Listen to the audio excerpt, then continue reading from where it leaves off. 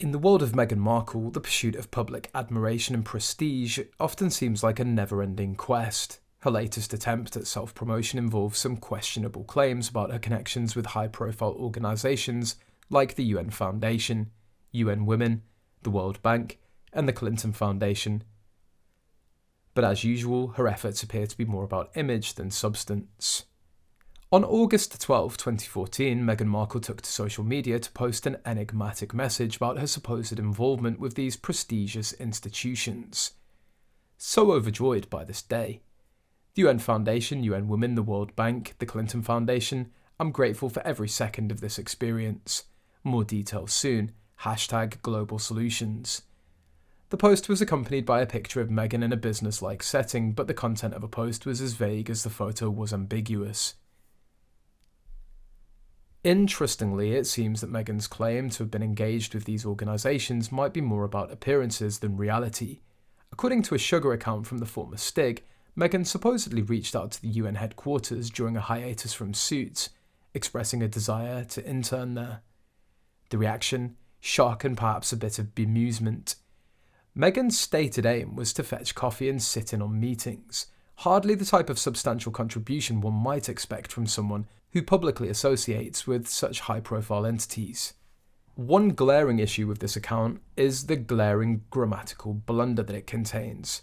Could have took instead of could have taken. Such errors might be overlooked in casual conversation, but they undermine the credibility of a written claim, especially when made by someone attempting to project an image of sophistication and competence.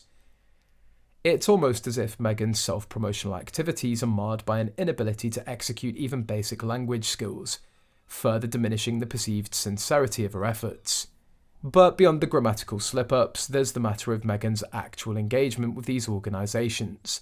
The photograph that she shared, taken in a grand foyer while dressed inappropriately for the occasion, doesn't exactly scream serious professional engagement. The implication here is that while Meghan might have wanted to look the part of a high-powered diplomat, her choice of attire and vague references didn't quite match up. The stark contrast between her stylish ensemble and the serious nature of the organisations that she claimed to be involved with creates a rather dissonant image.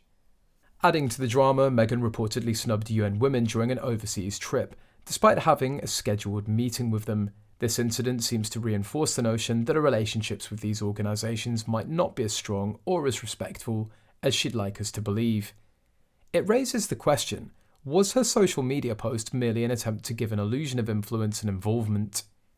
Furthermore, the absence of hashtags for the organisations that she mentioned in a post is telling. It's almost as if Meghan was aware of the potential backlash and tried to cover her tracks with plausible deniability.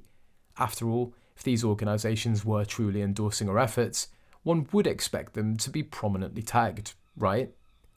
Ultimately, Meghan Markle's latest stunt serves as another example of a penchant for self-aggrandizement.